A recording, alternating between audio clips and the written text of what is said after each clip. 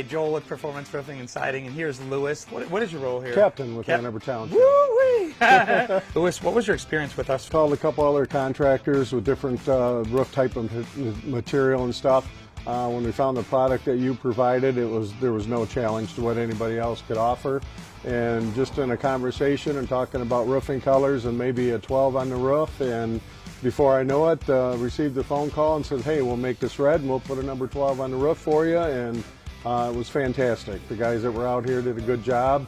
We had some seasonal challenges when it was going on, but the roof is done. It looks beautiful, and very happy to have it done.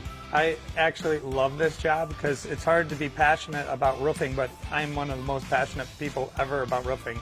I want it not to leak. I want you to enjoy the experience, and I want you not to find any nails. So there was no nails. There was nothing left on the ground at the end. The cleanup was good. The guys that were here, every time I'd go up, wander up on the roof, see what was going on. You got a safety area here to work with and stuff, and they kept me informed every day. All the crews did, all the way to the final pavement that was done, and was taken care of very, very well. I'm very happy with it. Well, you guys, I can't say enough about the Ann Arbor Fire Station.